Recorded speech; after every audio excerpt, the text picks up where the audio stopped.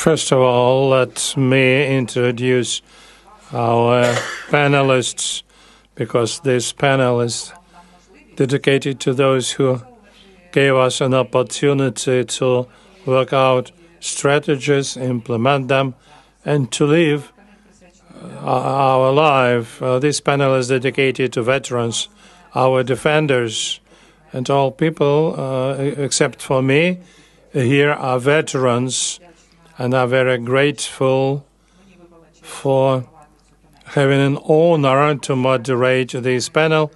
Definitely you all know Prince Harry, who is the founder of the Invictus Games, and he is permanent advocate of Ukraine and does everything possible in order to get maximum assistance to Ukraine. Oleksandr Budko, the veteran.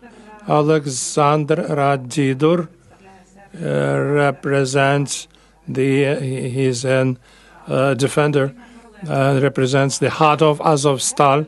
Korolenko, participant of the Invictus Games, also she's the veteran. Lahun, participant of the Games and a veteran, and he's also a coach who is training other veterans. Maiia, Moskvych, veteran participant of the first Invictus Games, and David Weissman, representative of Invictus Games Foundation. He's also a veteran. So first of all, a respect and a gratitude for what you have done and what you have been doing, and the role of veterans in Ukrainian society is defined not by the fact that the society should integrate, should develop, but by the fact that veterans are the drivers of changes. Because at the beginning there was not enough attention to this issue, they became these engines, and these turned into their mission. Veterans who continue fighting and those who continue this work. Admiral mentioned resilience at previous speech. I would say that veterans is a foundation of our resilience. They are the people who would make possible defense of Ukraine and Europe, people who teach civilians in our society what resilience is and how to reach this resilience.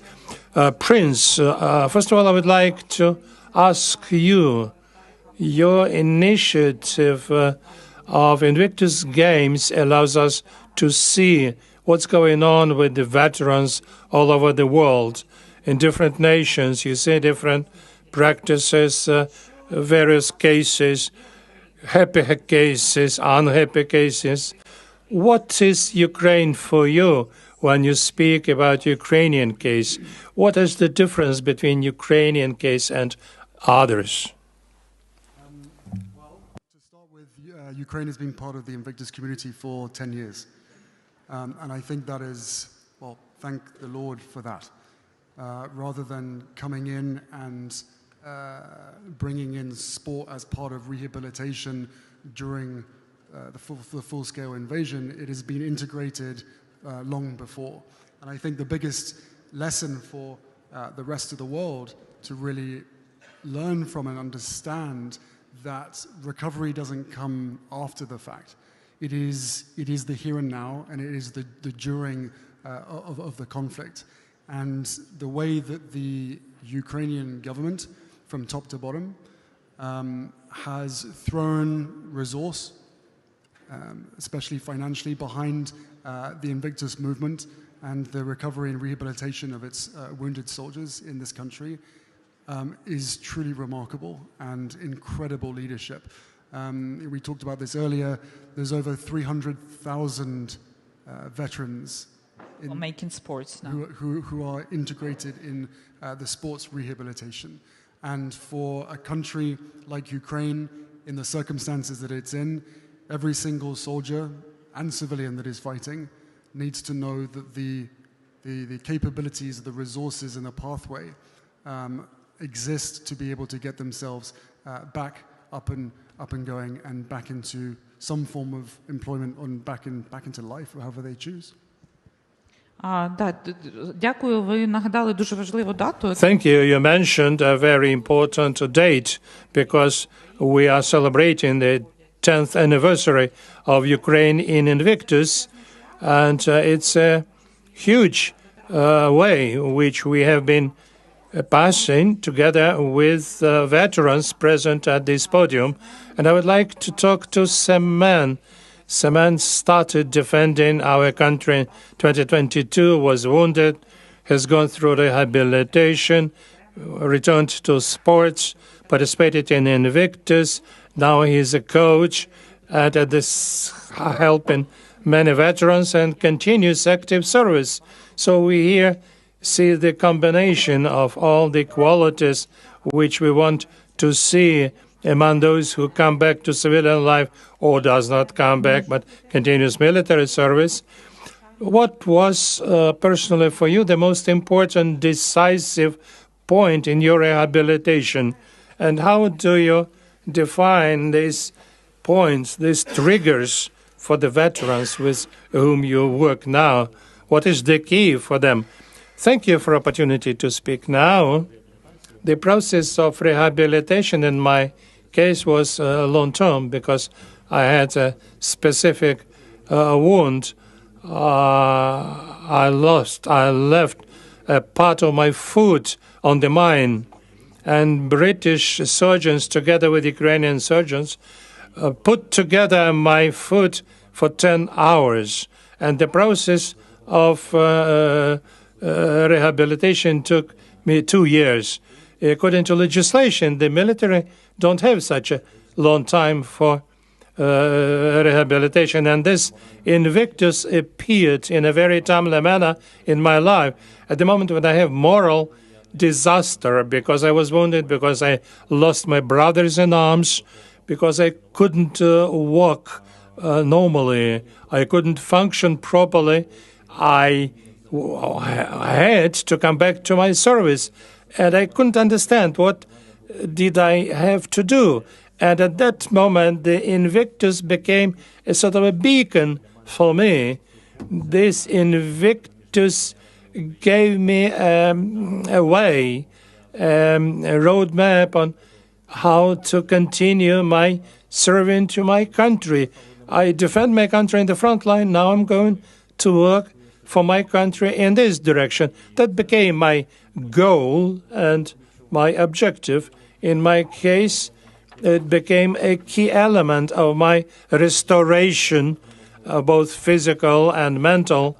And first of all, I got back all my senses in life because I, like many others present here, lost brothers in arms in the front line. And that's why for all of us it's important to continue serving our country so that they didn't they lost their lives for the reason for defending their country. And I would like to follow with this responsibility for them and for myself. And Invictus gave me an opportunity to be active at the beginning, the participant. Later, I became a coach on basketball, on rugby, on wheelchairs.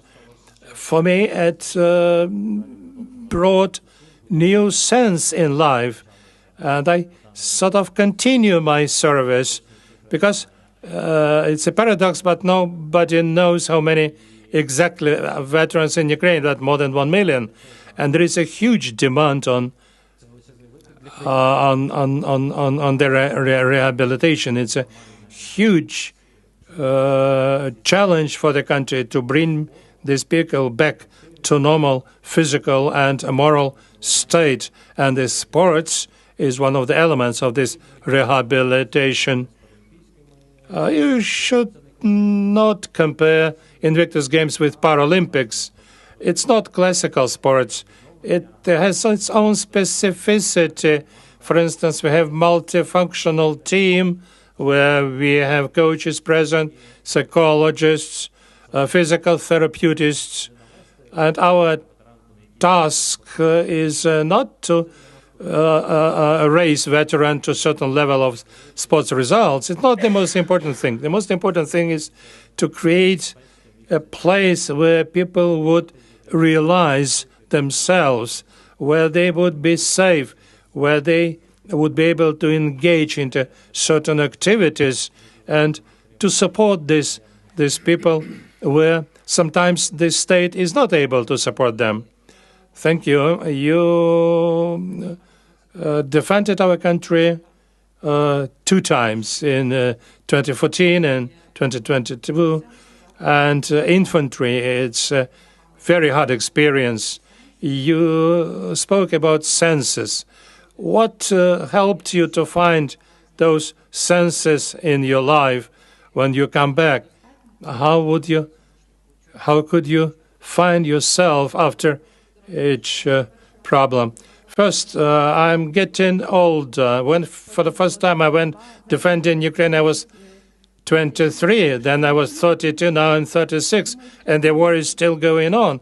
The time is changing, but I think that what helps me to restore, to renovate, it's 3 points for me. First, it's an instinct of survival. During military service, I have acquired one basic principle. In order to survive, you have to move. If you stop on the battlefield, there is a very big chance to die. And after coming back, I'm still using this principle. And I understand that responsibility for my renovation, rehabilitation, lays on me. It may be better, it may be worse, but I have to do it step by step, and I do it. The second is a community. And here I want to use a metaphor. When a military comes back from the war, you can compare it with just being born from the womb of the war mother. So in the society where you emerge, everything is different, and you are different. And at that stage, it's extremely important that a military would have a certain place where he would be accepted, the people would be happy. It's like when a baby is born and people are happy. But even if the person has injury, disability, the loved ones are happy to see him. So for me, what was very important, is like a breakthrough really, was the games that I participated in. And it's a time to restore, to rehabilitate yourself, to get yourself together. And what I'd like to see is that the whole country becomes this community ready to accept and receive the veterans and to provide for them. Now, it's good that we have the games. I actually got enrolled with Ukrainian Catholic University. I'm studying psychology. And the third point, the senses. If God left me alive, there must be a reason for that. And I'm always searching for answers. Perhaps it's to honor the memory of my partners and friends. And I do see the light at the end of the tunnel. But the point is, where is the tunnel? We need to find the tunnel. And I was trying to find it, and I think it's within us. And where you feel you're in the darkness, you need to look within, inside yourself, and then you will find that the tunnel is there, and you will be guided to the right exit. Thank you. Thank you very much. Speaking of the light and searching for yourself and soul searching, I remember when we met you would seldom smile. Recently, I attended a play in the theater where Ina plays a role. In one of the interviews, you mentioned that for you, the control over what's happening in your life is very important. You want to control your body, what you do, your actions, etc. Of course, now it's hard to find that ability to control. Because you're now going through rehabilitation to rehabilitate yourself, and now you've learned how to smile. Or what this rehabilitation means to you on a daily basis, how you're going through the process, and how you're managing to reintegrate yourself into life. I don't know. Really, I don't know. Because we all have our own ways and paths, and it normally takes a very long time, because when you demobilize, my colleagues are right when they're saying that in most cases, everything seems strange, alien, and it feels different from what it felt like before you went to the battlefield. Not all of your people are around you, your friends, your loved ones, because I lost basically my whole regiment. I was only able to rescue myself. So speaking of the paths, there's no recipe, universal recipe for everyone. You just have to find the inner urge to life, love for life as a process. Because I remember there were periods in my life when I didn't want to live, and that's when Invictus came up, and I ended up on the team. Then I got demobilized, and I was faced with a new life.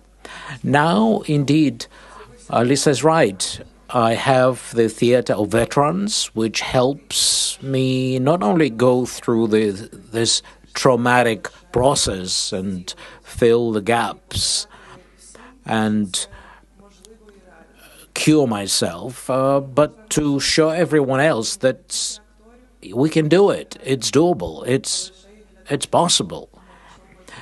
So if you find time, I encourage you to see the plays. On the 10th of May, we're playing Aida, a play by Kotlяревський. I hope you like it. Now, whether I succeed or not, self-assessment doesn't come easy.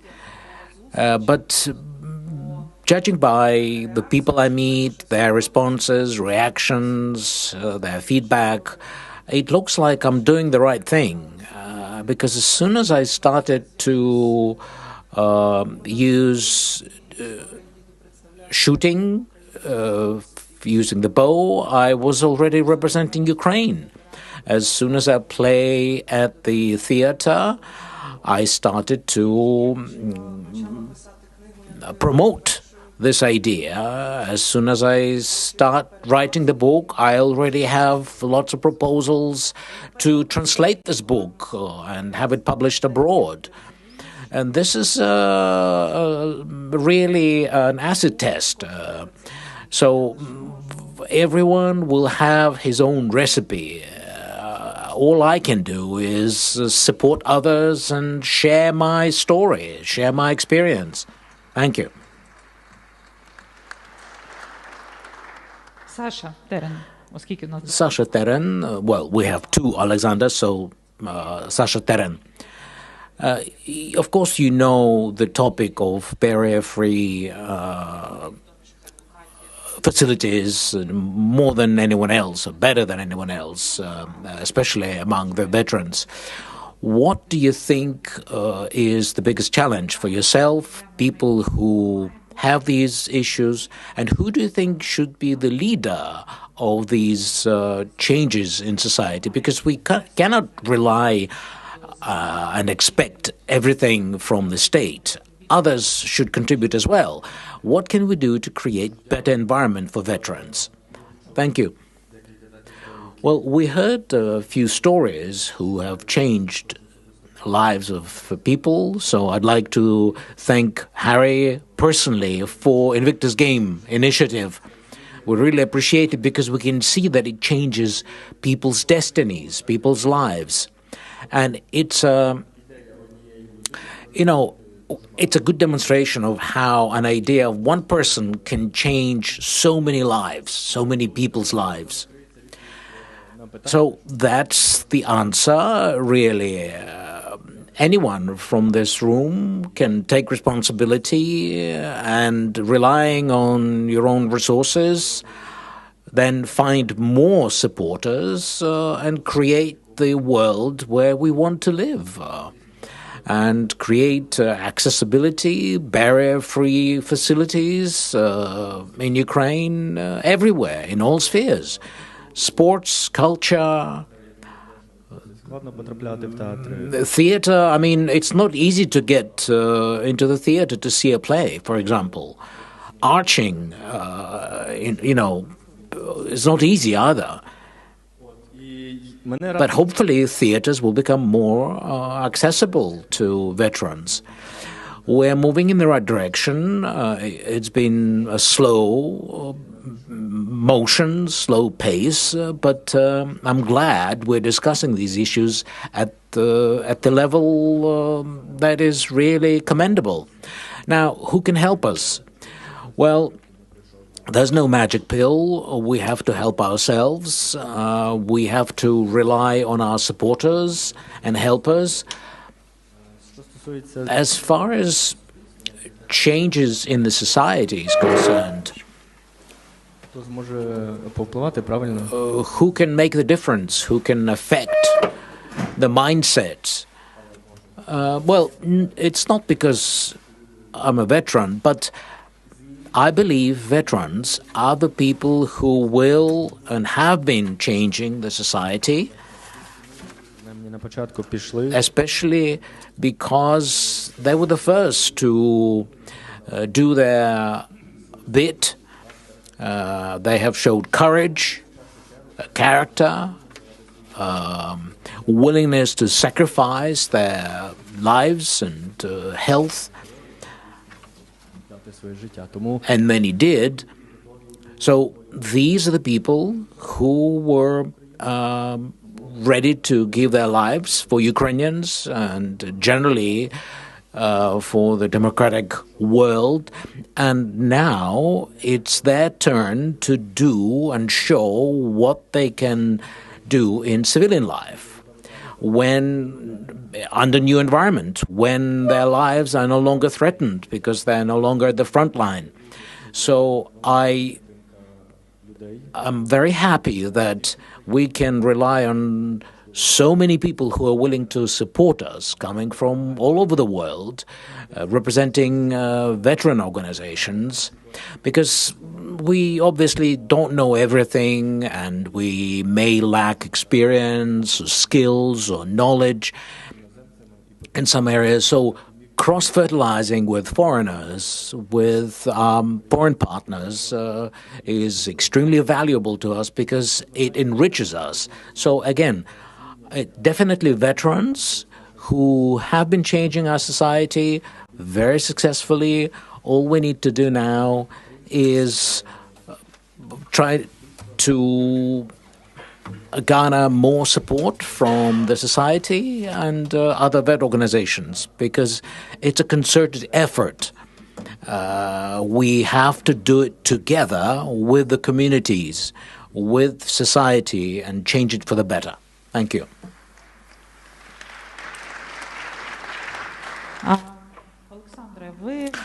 Oleksandr, you're from the Marine Corps. You were captured, were POW, you were wounded. Now you're working on the post-traumatic growth with the veterans. Speaking of the impact, You have already been making the difference, but I'm sure you know what's missing, where the gaps are, what's slowing down your initiatives, and how these initiatives can be supported by the government, by communities. How can you replicate this throughout Ukraine? Thank you very much. I'm glad and proud to be here today. We need support from the state in order to promote our work. Together with the Heart of Azovstal, we're trying to do more on the post-traumatic rehabilitation for the veterans. For us to succeed, we need to involve more veterans who are ready to become trainers, because no one knows or understands the feelings and the situation of other veterans than the veterans themselves. But most veterans are reluctant to work with civilian psychologists because they usually think, what can a civilian psychologist tell me? How can he help me? They just don't know. Therefore, we need support from the state, from the government, so that we could get involved with the guys directly. We are mostly focused on POWs and get assistance as soon as possible in the locations where they are right now. So we would not miss that moment of disencapsulation, so to speak, because post-traumatic growth, getting new papers issued, it is all the beginning of their integration or reintegration into their social life. Thank you very much. I also wanted to talk to address David, because David is representing Invictus Games Foundation, and similar to Prince Harry, he sees a lot of countries with different specifics and different problems, and there are similarities. And Prince Harry mentioned that we are inside this war, and we do not know when this war will end, and the scale of this war is humongous. So, David, in your opinion, what needs to be done at the systemic level? What can be done at the systemic level? So support to veterans and the efficiency of this support would increase, and there would be a field for self-realization, self-implementation, also including societal change. Yeah, thanks very much, Alina, for that question. We see a huge number of different examples of the execution of sports recovery across the Invictus community, and I think it's worth reiterating and celebrating that Ukraine has been a member of the Invictus family. I'm going to say Invictus community, the Invictus family, for the past 10 years. And the reason why I highlight that fact and celebrate that fact is because I don't think it's inaccurate to say that 10 years ago, sports recovery was just a concept here in Ukraine. It was an emerging concept, yet to be established, yet to be developed. And the extraordinary and meteoric rise and success of sports recovery and its integration into many different systems in this country has not happened by accident. And the fact that it hasn't happened by accident means that there are lessons to be learnt and to be replicated across the whole of the Invictus community. It's already been said, but I'll piece it together from the contributions from the other panelists, in that leadership has been an incredibly important factor for this success. And that, when I say leadership, I don't just mean the people at the top, the people in power. I'm looking at my friends to my right. It's leadership at all levels. Now, there's a fantastic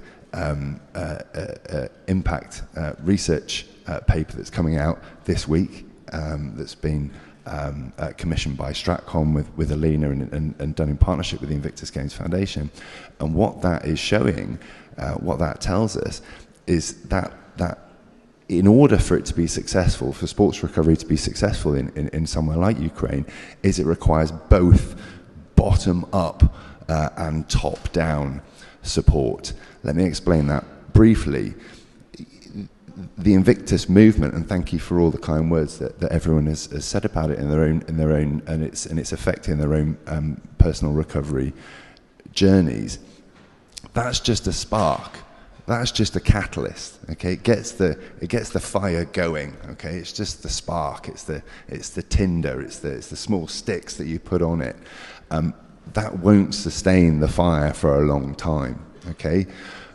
What is required is for people such as yourselves to recognize that spark and go, hey, there's something about this, there's some potential in this, and see the potential in yourself to take that on and become coaches, post-traumatic growth advocates. It's up to you guys to take that on exactly as you have and take it into your communities and grab a mate that isn't doing so well and say, hey, come with me on this one.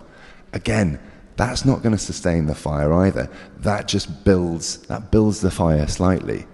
What is required and what has been successful in Ukraine is that people in positions of power, Alina, Natalia Kalmakova, these sorts of people have recognized, hey, this fire is building and it's important, and recognizing the importance, not just at an individual level, which is incredibly important. We must look after our veterans, those who have served and sacrificed so much, not only because of their personal growth, but also because this is important for society. These guys are a demonstration on an individual level of collective resilience in Ukraine. And that's a powerful message that reinforces a lot of what Prince Harry was talking about in his speech earlier.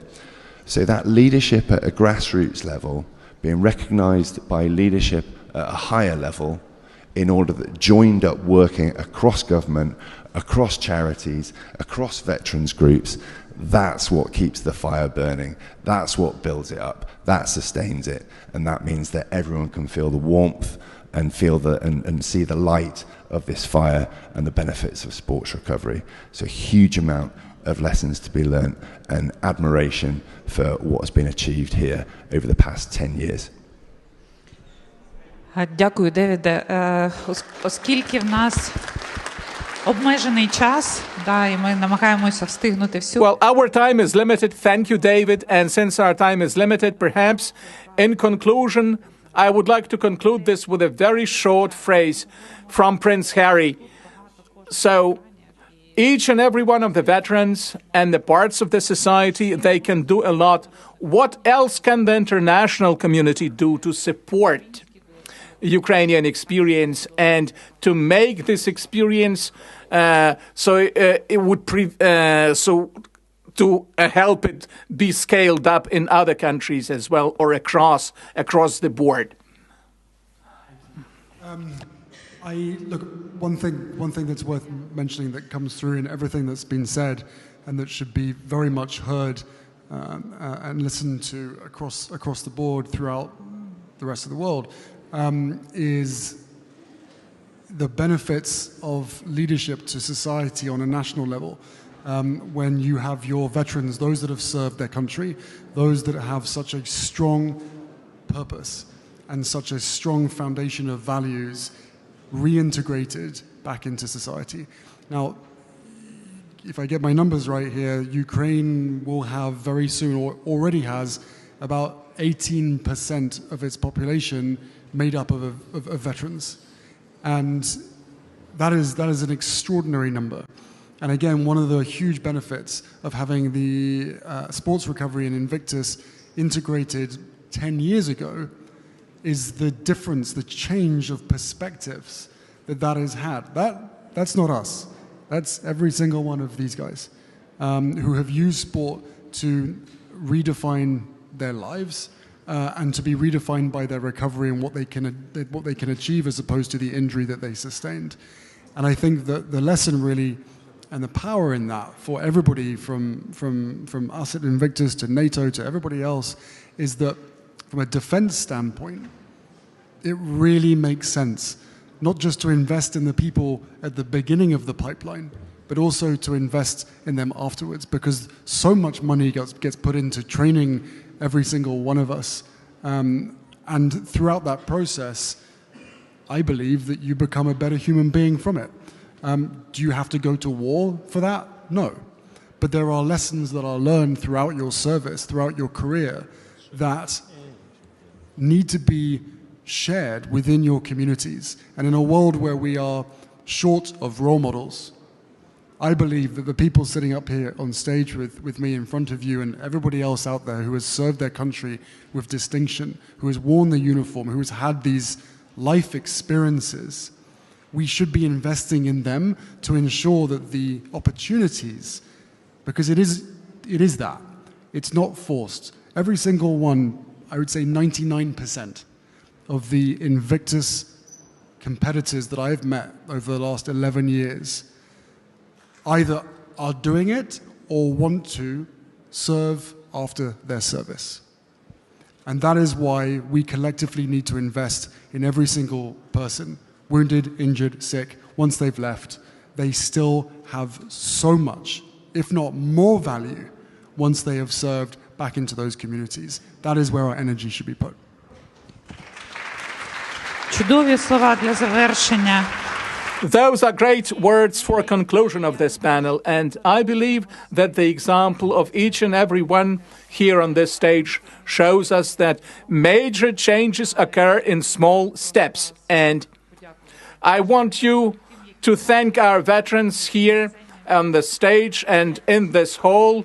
So let's express our gratitude to the veterans.